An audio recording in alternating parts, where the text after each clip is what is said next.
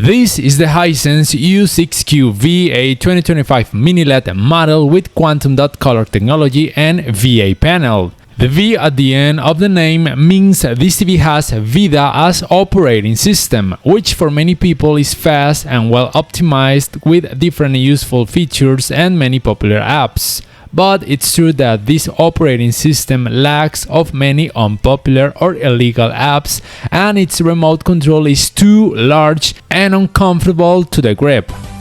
Speaking of picture quality, I want to highlight that the levels of brightness this TV has are very high. Keeping into account we are talking about a mini LED TV you can get for a very affordable price. You need to understand that the levels of brightness will vary according to each picture mode. But in general, both with SDR and HDR content, the brightness levels this TV reaches are more than good for the vast majority of users. This TV is compatible with HDR10 and also with Dolby Vision, but you must know that this high dynamic range technology are only activated automatically when the TV detects that the content you're going to play has some of these types of technologies. This means you cannot activate it manually. In general terms, I have to say that the out-of-the-box colors accuracy this TV has is very good, the level of details is remarkable, and the levels of brightness are simply great for a budget mid-range mini LED TV. Let's go now with the most important thing about a mini LED TV, the performance in dark scenes. Well, I have to say that overall the result is one of the best you can get right now. It has 128 dimming zones. Although you must keep in mind that a larger size of this model will have more dimming zones, hence a slightly better performance in this area. But talking about this 55-inch size, I have to say that the results will vary according to each picture mode and if the content has some type of HDR technology such as HDR10 or Dolby Vision, or if it's displayed in SDR. Some picture modes will provide you with deeper black colors, less clouding and less blooming effects, but the levels of details are not the best. However, with other picture modes you will get an outstanding level of details, but the black colors won't look as deep as you may want to, and clouding and blooming effects are more noticeable, especially if you have subtitles enabled. Among other things, gray uniformity is decent and the dirty screen effect is not so noticeable. Image upscaling is okay, but remember, don't expect a 4K TV shows you 4K results if the content resolution is low. Viewing angles are not good, as you can see. Colors look too whitish when you watch this screen from a very wide angle, but this is normal due to its VA panel. Motion handling is average. I mean, you can decrease a lot the judder effect manually or automatically, but you will perceive some artifacts more compared to other models. Talking now about the gaming area, the first thing you need to know is that this TV only supports up to 60 Hz in 4K. Actually, let's take a look to its inputs and you will corroborate this, and I did it also by checking the Xbox Series X menu.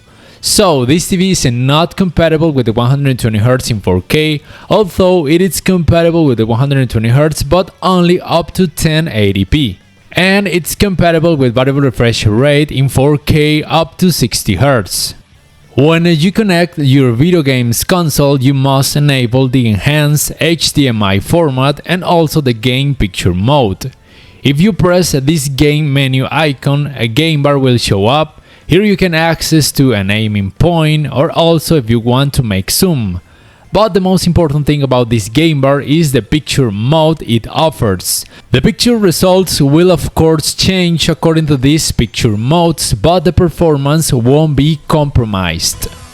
You will be able to play with Dolby Vision for gaming if you want to, but this is only possible if your console allows it and if the video game you're going to play is compatible with this technology. However, I recommend you to play in SDR or with HDR10 because the motion performance is slightly better with less ghosting effect compared to when you play with Dolby Vision. And also you need to know that you cannot modify the local dimming feature in this gaming area, but even so I consider the performance on video games with a lot of dark scenes is more than okay. And the input lag time this TV has is more than enough for almost every user. In order to finish this video, first I want to talk to you about the speaker system this TV has. The performance is okay in terms of clarity and sharpness, and the power in terms of bass is not the best, but more than enough for a small or medium-sized room. But if you're demanding, you will need a soundbar or a home theater. Second, if you guys ask me if I recommend you this mini LED TV, I will say yes, but this is not the best value for money option if you are demanding in the gaming area. Nevertheless, if you don't play video games at all, or at least not very often, and you want an affordable mini LED TV with good out-of-the-box colors accuracy, high levels of brightness, and good performance in dark scenes, this Hisense is one of the best options, one of the best value for money options you can get right now.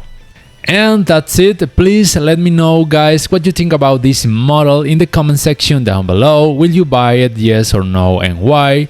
I remind you guys you can support my channel by doing some purchases through the links I put in the description and also in the first comment. Also click the like button if you enjoyed this video. Subscribe to my channel if you haven't already. Thanks for watching, and until next time.